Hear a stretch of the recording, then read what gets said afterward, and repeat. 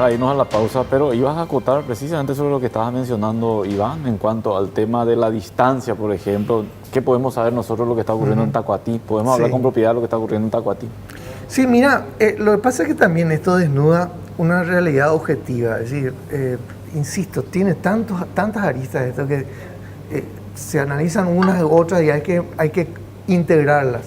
Pero acá hay una realidad objetiva y que la propia acción de las hijas señala y la justicia como Estado admite que el Estado no es capaz de brindar seguridad a la gente.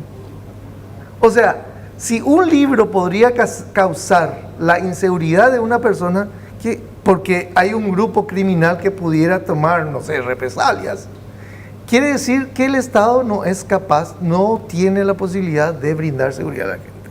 Entonces, frente a un Estado así, sucede cualquier cosa. Y si faltaba una admisión de culpa y de ineficacia del Estado, esta es una más. Pero eso en la teoría sabemos, Pepe. En la teoría sabemos que el Estado debería garantizar, pero en la práctica también sabemos que no lo hace. Me refiero a la seguridad. De hecho, por eso fue secuestrado primero Luis Listro y de hecho por eso después fue asesinado. Ahora, acá lo que yo me pongo, insisto en esto, me pongo en el lugar de las hijas. ¿Hace cuánto? Van 40 minutos de programa, estamos debatiendo algo a 330 kilómetros del teatro de operaciones, como se le dice en términos policiales, o del lugar donde opera esa gente. De la casa de la familia Listron, del lugar donde fue secuestrado, en un radio de 30 kilómetros, siguen estando los mismos tipos que mataron a ese señor. Iván, pero el problema es, sí, entiendo tu posición y entiendo también la posición de las... ¿Cómo se debería haber dirimido esto? Pero ahí voy. O sea, no es cómo se debería haber. Lo que digo nomás ¿es esta una respuesta eficaz? No lo es. Porque de lo contrario, las hijas de Listron van a tener que censurar todo lo que se pueda publicar sobre este tema. O sea, no es esta la solución a su seguridad, ese es el problema. O sea, esta es una solución ficticia. Es más, con este tema del libro se verifica que no es la solución. ¿Por qué? Porque el libro puede ser publicado no en Paraguay, sino en la Argentina, en Brasil, en Uruguay, en Groenlandia y en Internet.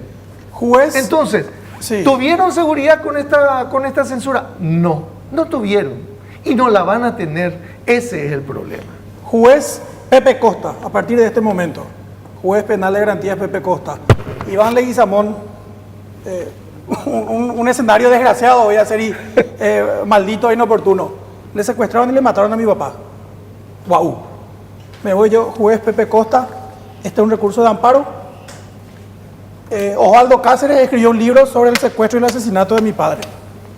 Yo creo que ese libro tiene información que me puede afectar a mí, porque los asesinos de mi padre siguen ahí y viven cerca de mi casa.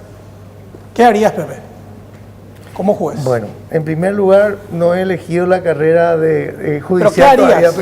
Pero vamos,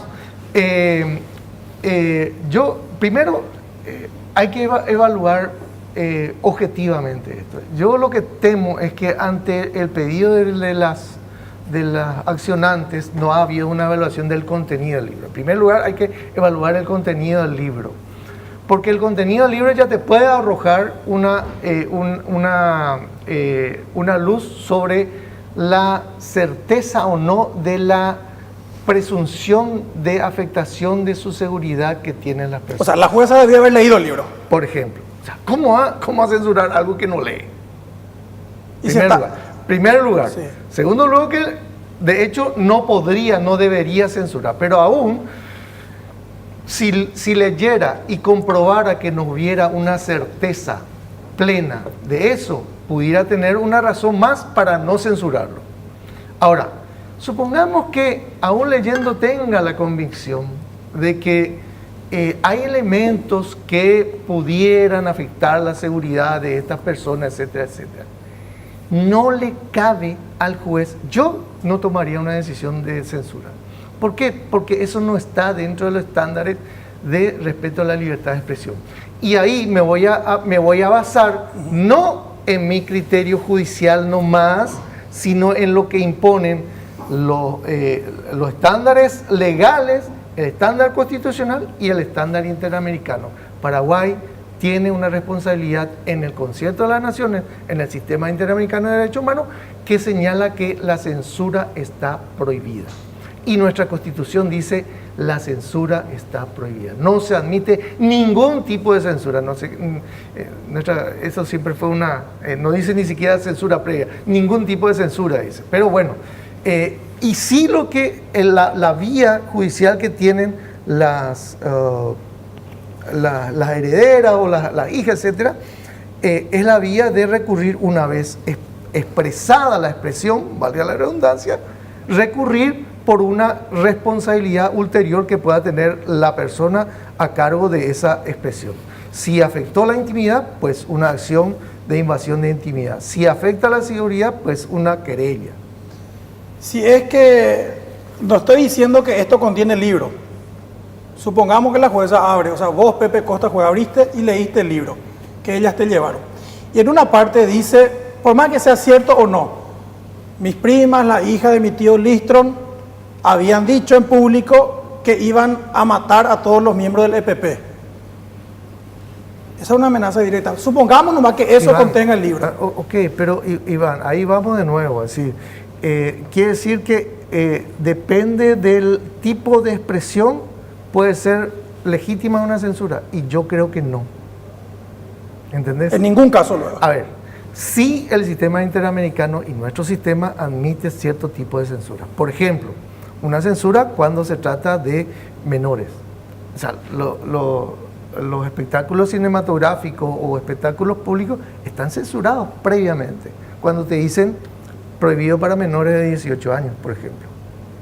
Y si el libro decía algo así como que mis primas, las hijas de mi tío Luis Listron, tienen en su casa ubicada en tal parte, en un cuarto que está al lado de la cocina, guardado o tienen guardada una caja fuerte con tanto dinero que le sobró de mi tío y que ese dinero iban a usar para matar al EPP. Bueno, ahí insisto y voy a volver a un tema que tocó Osvaldo. Insisto, yo en general no hay expresiones censurables, sino expresiones que puedan remitir a responsabilidades ulteriores, salvo las que ponen como estándar el sistema interamericano. Pero voy a otra cuestión, a la cuestión de ética que señalaba Osvaldo. Es decir, en este tipo de cosas también, porque a veces discutimos solamente lo legal u otras veces solamente lo ético, y generalmente tenemos que enlazar ambas cosas. Vos señalabas algo que a vos te parecía que el autor de este libro no buscaba un rédito económico. A ver, esa es tu impresión. Mi impresión puede ser otra. Por otro lado, el buscar un rédito económico no está mal. Así, objetivamente no está mal. Pero sí pudiera ser, como solemos decir a veces, sí pudiera ser que la principal razón del lucro económico esté presente y no tenga en cuenta los estándares éticos cuando trata una información. Por ejemplo, no sé, cuando la televisión da a conocer imágenes desgarradoras de un incendio afectando la integridad de la gente. ¿Por qué? Porque eso es morbo y porque eso atrae rating. Eso no está prohibido ni pudiera prohibirse, pero sí está señalando una actitud antiética del medio. Bueno, pues tenemos que cumplir con la última pausa.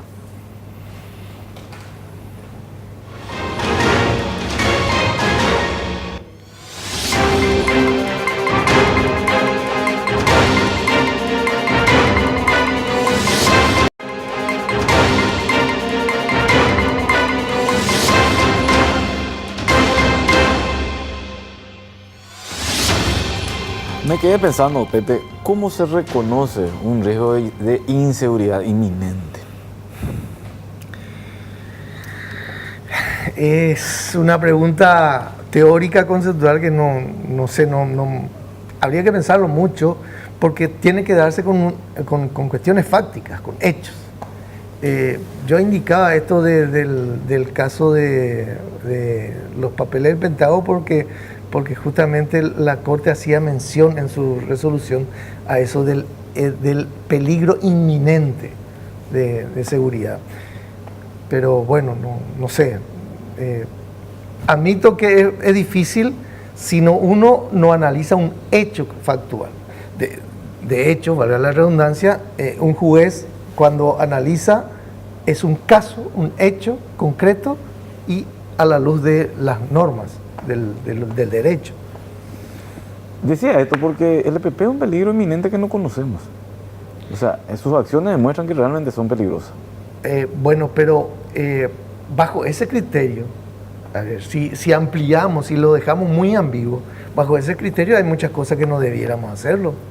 O sea, bajo ese criterio debiéramos, no sé, declarar que el Estado no tiene presencia en la zona norte y abandonamos a eso.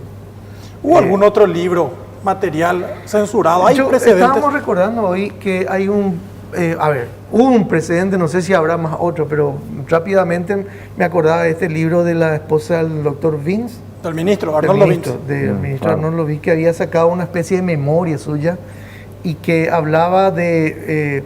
y fíjate vos que en ese libro hablaba en términos más novelescos, abstractos, cambiando nombres de una familia que había tenido no sé qué cosa, le adjudicaba alguna acción no moral, no ética, y que como consecuencia ella creía que la mano divina le castigó con el secuestro y la muerte de su hija. Y esto había provocado que la familia Cubas pidiera la censura. Creo que fue por vía de amparo también. ¿Y se dio la censura? Y se dio la censura. Es más, el libro ya había empezado a venderse. Y una jueza lo que determinó es que se parara de vender, es decir, se retirara de la venta. Y ocurrió, y no se apeló. Y estos son casos que quedan así como antecedentes, precedentes de censura, que uno pudiera pensar, bueno, está bien, y yo creo que no está bien. José María Acosta, profesor, muchas gracias por la visita, muy interesante el debate. Gracias, Waldo, gracias, Iván, y a la audiencia. Antes de irnos, Iván, noticias de último momento, noticias que fueron... A ver, en el día, 3 criminales, 3 miembros del PSC que estaban recluidos en la agrupación especializada, fueron transferidos hoy a la cárcel de Tacumbú. Quedan solamente 21 civiles en el cuartel policial. La intención de la policía es desalojar a todos ellos. Entre esos 21... Óscar González Dar y su hijo, por ejemplo. Ha sido yo ahorita. No, pero los del EPP no se van a ir porque son considerados de alta peligrosidad. Se van a quedar allí. Todos los que quedan son considerados de alta peligrosidad. González Dar y su hijo son peligrosos. No. Lo otro, el abogado Jorge Dos Santos, en representación del peón Antonio Talavera, presentó hoy una querella adhesiva contra Gregorio Papo Morales, quien está preso en la cárcel de Coronel Oviedo. ¿Qué pide Antonio Morales del peón? ¿Te acuerdas del caso de la agresión? Antonio Talavera. Su abogado dice, queremos que le hagan una pericia psicológica y psiquiátrica, porque es un peligro no solamente para él, sino para los demás reclusos y para la sociedad. Le atribuyen un trastorno hasta mental derivado de la drogadicción. Dicen, queremos que siga recluido, pero que a la vez sea tratado porque esto es un peligro inminente. Papo Morales, ¿dónde está recluido? En la cárcel de Villarrica. ¿Y la agrupación especializada con cuántos presos peligrosos va a quedar? Y 21 civiles quedan. Hay que tener en cuenta que sí, hay más de 100 policías y ex policías recluidos en el lugar. Final de otro capítulo de Crimen y Castigo. La invitación para una nueva emisión mañana a partir de las 18 horas, siempre por ABC TV.